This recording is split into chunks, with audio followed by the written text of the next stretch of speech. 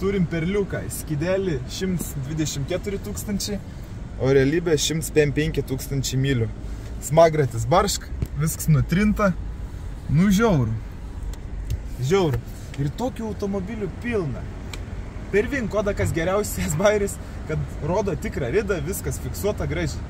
Tai klausimas, kaip čia iš tikrųjų 155 tūkstančiai mylių, tas gaunas 200 kem 8 tūkstančiai kilometrų, o skidelis 122 tūkstančiai kilometrų. Kosmosas, ką?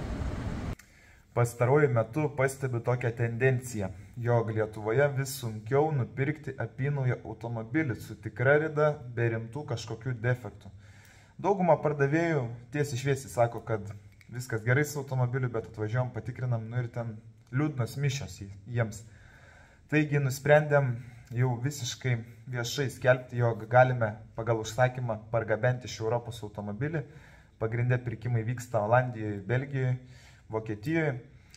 Taigi mūsų žmonės gali patikrinti tenais šiuose šalyse tos automobilius, gyvai nuvažiuos, padarys diagnostiką, su dažų matuokliu praeis kokybiškai viską.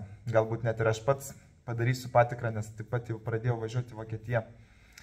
Galite duoti kažkokius užsakymus, tarkim, jūs neranda čia Lietuvoje automobilio, brūkštelkit mums žinutę, susiskambinsim, susisieksim, pasitarsim. Arba tiesiog esat jau išsirinkę automobilį šiuose šalyse ir norit, kad mes atliktumėm jiems patikras. Pirminę patikrą atliksim telefonu, VIN kodą prasimušim, pažiūrėsim, ar iš vis verta tikrinti tą automobilį, nes labai daug netikrų skelbimų yra pridedama labai gerom kainom. Bet kartais pasitaiko ir tikryje. Visiems automobiliams surastiems, nupirktiems suteiksim garantiją, ne tik žodinę, bet ir dokumentalę, kad jums būtų visiškai ramu. Jau senai atliekam šią paslaugą, bet dabar jau, kaip sukaupėm pakankamai žinių, galiu viešai pasakyti, kad galim iš Europos pargabenti pagal užsakymą automobilį ir jam suteikti garantiją. Tai tiek žinių, laukiam užsakymų. Iki.